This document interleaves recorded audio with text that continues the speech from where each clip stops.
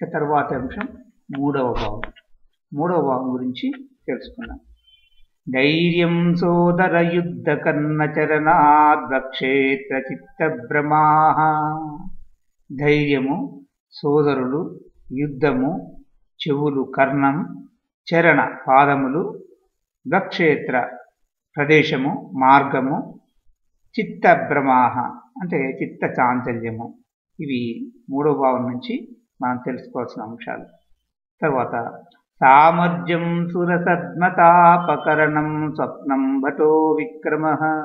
సామర్థ్యము అంటే ఏ పనిని చేయగలిగినటువంటి సామర్థ్యము, సురసద్మ పూజాగది, తాపకరణం తాపం కలిగించటం, స్వప్నం కలలు, భటో భటులు, పరా విక్రమ విక్రమ అంటే పరాక్రమం. పరాక్రమం అంటే జన సహకారం, ఇతరుల సహకారం తీసుకోవటం, ఇరుగు పొరుగు వారి యొక్క సహకారం. స్వీయో బంధు జన సుహృచ్చలన కంట ఆదుష్ట భోజాదికం.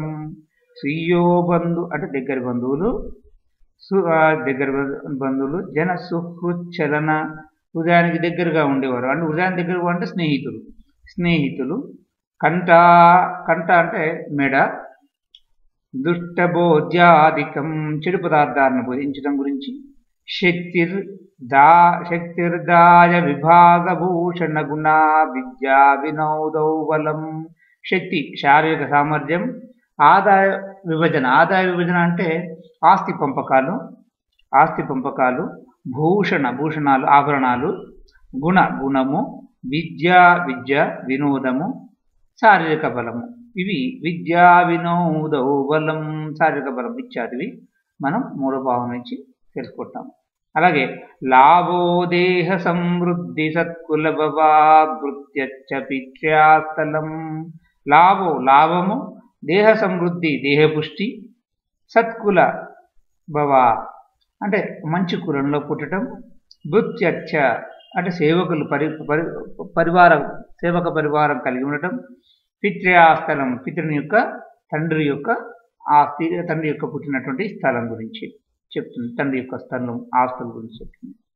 దాసి సేవకులు కలిగి ఉంటాం, స్వల్ప సుయాన మంచి ఏదైనా చిన్న వాహనము, యాత్ర దగ్గరి ప్రయాణాలు, యాత్ర ఉరుకార్యం అంటే స్వయంగా చేయబట్టేటువంటి కార్యాలు, స్వీయ ధర్మాత్రిపాత్ స్వధర్మాన్ని పాటించటం.